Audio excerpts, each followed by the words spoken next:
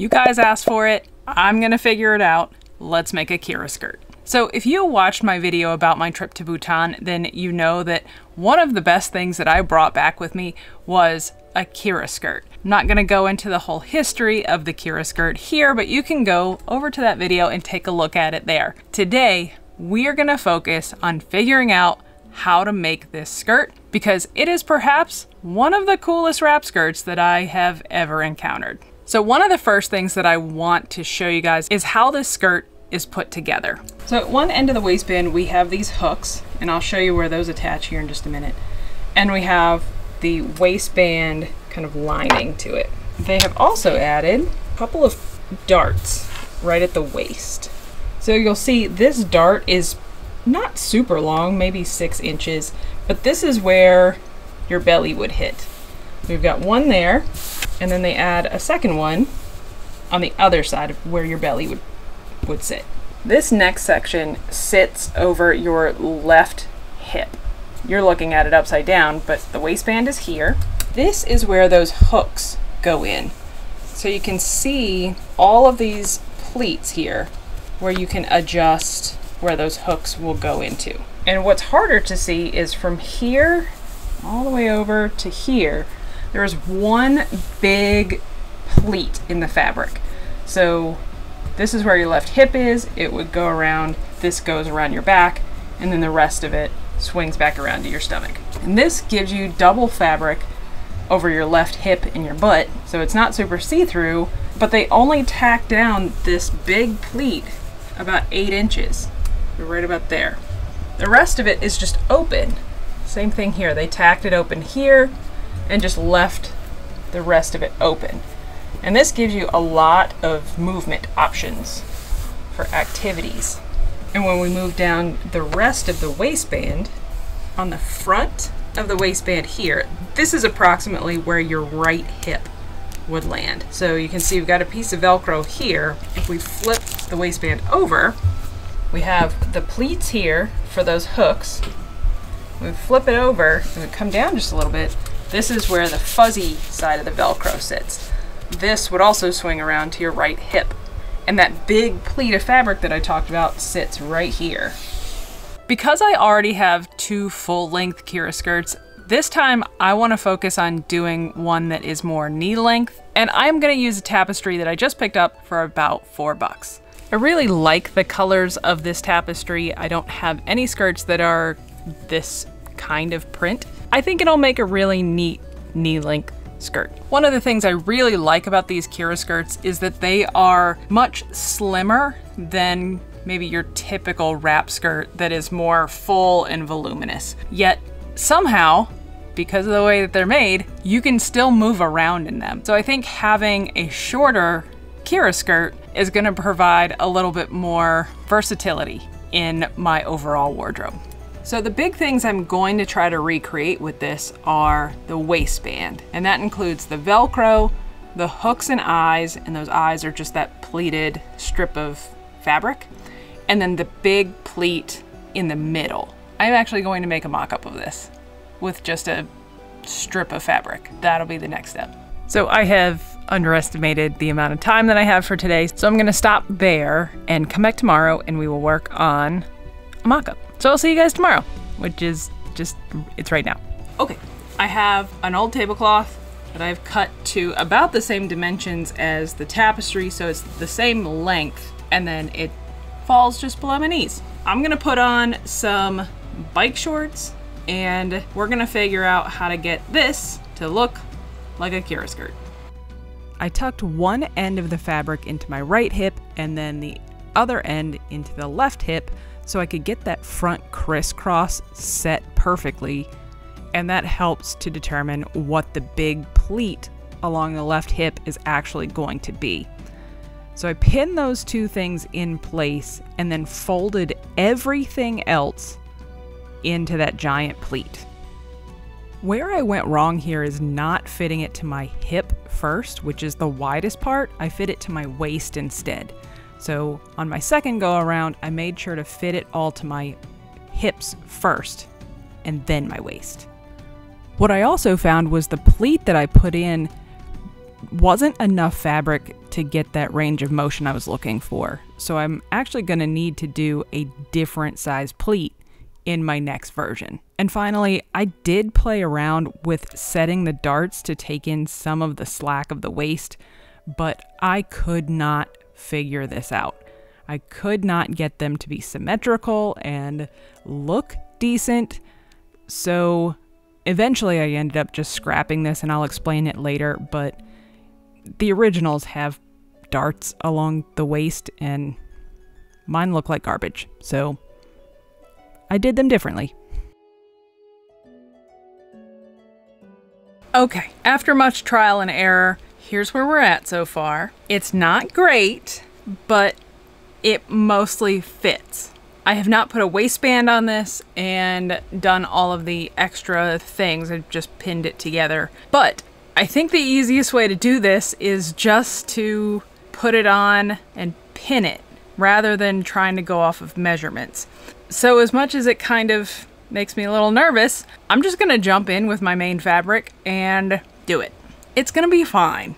I am so not worried about it at all. Actually, I think it's gonna be okay. I need to cut this main fabric in half, hot dog style, then just put it on, pin it, and get some stuff sewed down. So that's what we're gonna work on.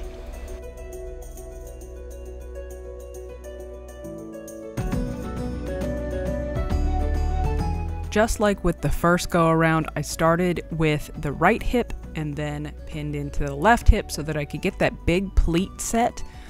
This time, I made sure to fit it to my hips first and made sure that that big pleat had enough fabric in it to get the range of motion that I was looking for. I think the key with that is to make sure that the pleat goes from your hip all the way back to your butt. Don't let it be too skinny. So here's where I'm at for the actual skirt. I have the big side pleat put in right here. What I've kind of found is that you gotta fit the hips because that's the widest point, and then you figure out what to do with the top. I think what I'm actually gonna do, rather than two pleats or two darts on the belly, is I may just do one over here on the side. So something kind of like that. And that will tighten up both the back and the front. Will be a little bit easier, I think. I'm gonna sew in the big pleat, and then I'm gonna probably put in this one over here, and then I'll put an actual waistband on it. When you pin it on yourself, it does kind of angle in like this because your waist is smaller than your butt. But then that causes the bottom hem to angle as well, and on the skirts that I've got, it doesn't angle like that. So we're gonna smooth it out and repin up here before I sew it in. I am also going to iron this, but I have to clear off my ironing table. I've decided I'm not gonna put the darts in where the actual Kira skirt has darts, only because it's hard getting the angles just right, and I don't feel like putting them in and taking them out and putting them in and taking them out, because that's just not how I roll. So let me show you where I've put some darts, because I think they help the shape while not being too distracting. It also helps that the pattern is really busy, so that hides these darts pretty well. But take a look and you can let me know what you think. I put a dart here on the side, so it's only about 5 or 6 inches long. I didn't want to interrupt this pattern because I think you'd see it more, but I don't think it's very noticeable right there. And then I noticed that the back was still pretty loose, so I have the front panel here. What I did was I put a dart right here, and you can't even see it because of the front panel. Now it does have a little bit of pulling, but again, it's underneath, so I'm not super worried about it. And when I put this around and then I pin it in place, it's still a little loose in the waist, but it's not bad at all. So I'm gonna sew those in, and then we're gonna put an actual waistband on the back, and we'll work on the closures.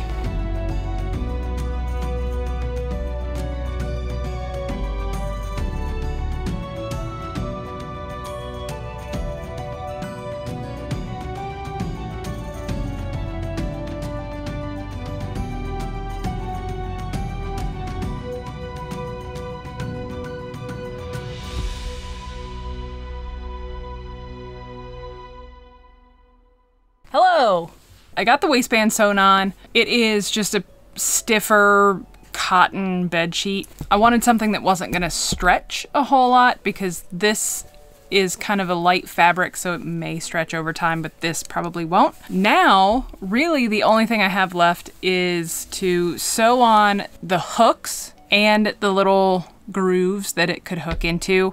And then I need to find some Velcro. I know I have some around here somewhere, but I don't know where. So what will probably happen is I'm gonna work on the hooks and the channels tonight, see if I can find my Velcro. If not, I'll go out and get some tomorrow morning.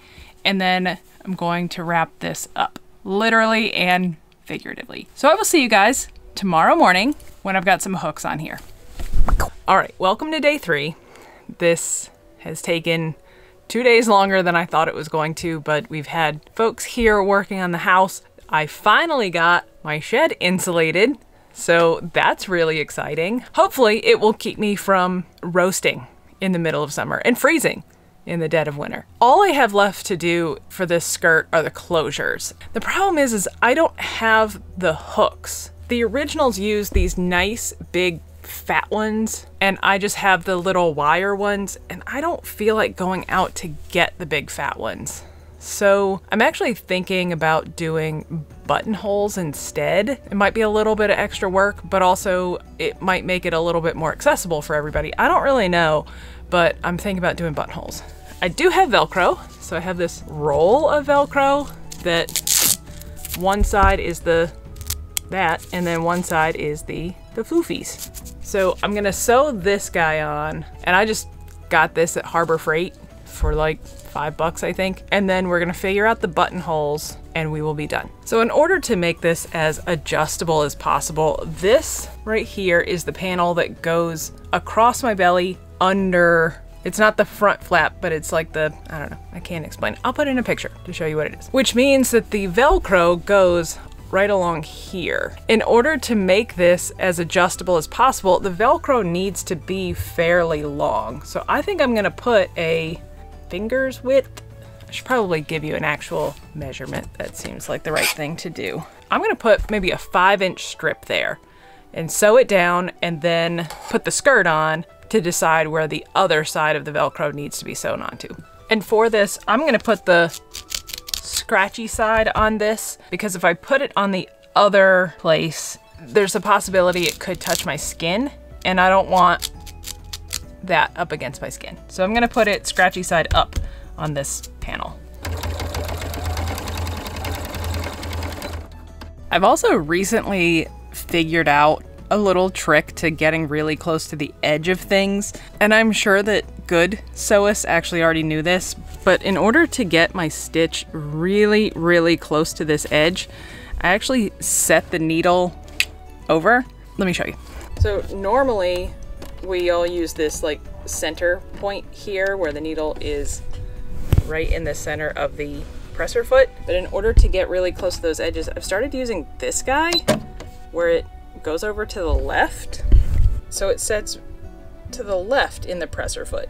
And then when I go to sew, I line the edge of whatever it is under the middle of this little part of the presser foot, and it gets really close to the edge. Because what was happening before was that everything was kind of getting sucked in between the little teeth of my presser foot, and it wasn't neat and get bubbling. So I started doing this, and it seems to work pretty well. This is probably a trick everybody else knows about, but I thought I was pretty clever. So the Velcro is right here, and in order to make it adjustable, I'm gonna want the waistband Velcro to be, am I feeling bloated today? I'm gonna offset it just a little bit. I'm gonna start that Velcro right here. Velcro is on both places, so let's try it on and make sure that works. So fluffy side, scratchy side.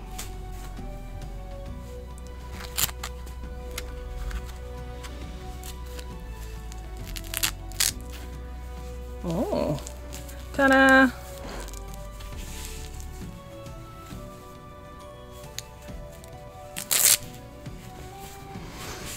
It works. I guess the last thing is buttons. Here's what I'm thinking, because I do want this project to be accessible for anybody who's going to try it. It is not difficult, except for these finishing moves.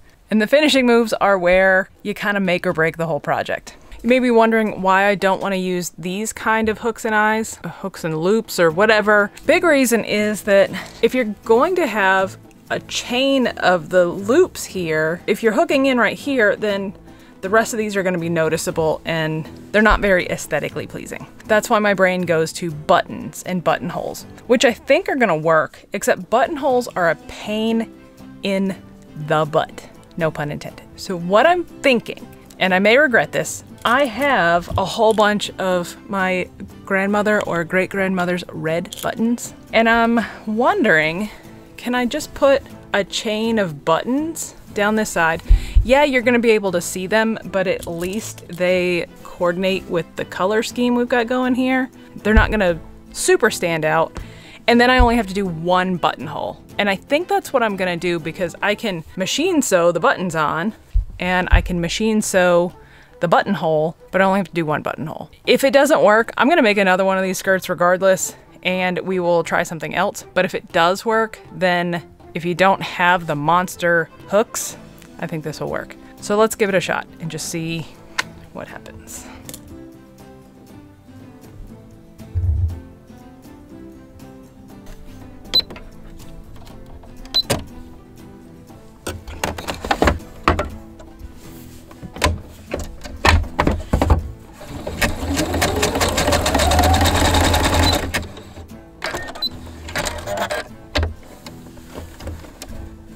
Before I do the reveal, I think I'm going to make a second one just to make sure I've got the process right, but I'll show you both in the reveal right now.